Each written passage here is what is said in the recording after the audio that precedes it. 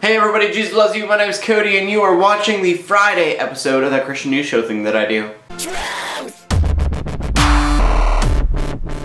And two things really quick. I'm sure the show's gonna be running a little short today because I'm tired. I sit up all night doing You Now. Anyone who is subscribed from You Now, you guys are amazing. I love you. I've been having great conversations over there, but they've always been late at night. And the second thing, my Kickstarter started up, so if you guys want to go check that out, you can see the designs in the video. Link in the description below to the Kickstarter webpage. And what you do there is you can donate if you'd like to. Anything helps. Tell the world about it.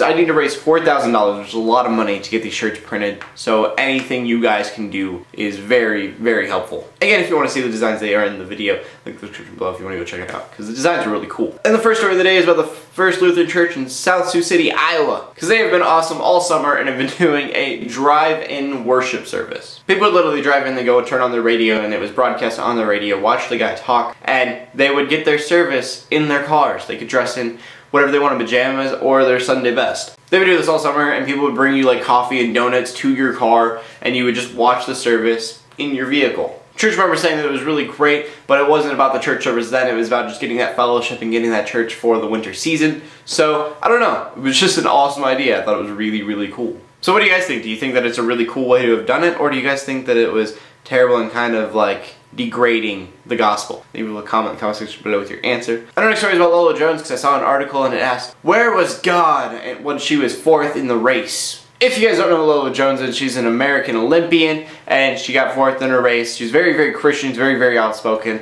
You can see here at the beginning of the race, kind of wording, I can do all things through Christ who strengthens me. So she's cool, she's very outspoken about her faith, really legitimate about her faith, and that's awesome. But then she got 4th place, and the question arises, where was God during her race? And to that I say, you know, God's got different plans. God is not your genie. He's a God. He's all powerful. And I don't think he like finds parking spots for people. I strongly dislike Rob Bell, but in one of his messages he brings up the fact that, you know, people, they think that God is there when they find a parking spot, but they don't think God is there when other things happen, when bad things happen. God is always around you at all times, and you can't just think that, you know, all these little tiny things, God's just finding parking spots for you.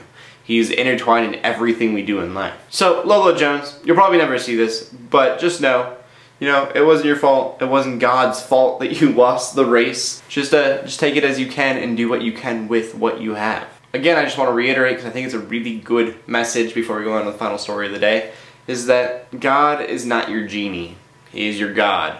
So you should be treated that way. And our final story today is about a big cross in Duggar, Indiana. It's a big white cross, stands 26 feet tall, and reads, Jesus saves. And knowing that, by now you should know it has to be on public property. So of course people are getting really mad about it. A lot of people saying, you know, it's not a separation of church and state. The city has decided to put this cross there, and they're keeping it. And so churches have decided that maybe they'll buy it. And the plot of land is worth about $3,000. So all the churches in Duggar are going to get together and try to pay for this little plot of land so they can keep this cross. So my question of the day for you guys is, do you think that the city should sell the cross to these different churches, or do you think they should take it down? So leave a comment in the comment section below with your answer or a video response. Do whatever you want to do. I love it all. And from that we go to the verse of the day. And the verse of the day is Isaiah 5:8. Your thoughts are not my thoughts, and your ways are not my ways, declares the Lord.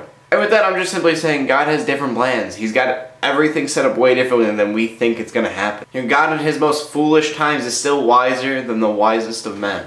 I know the news ran a little short today, but that's all I really felt like talking about today. So in closing, let the haters hate, let the Christians pray. To everybody like, subscribe, I will see you later, and God bless.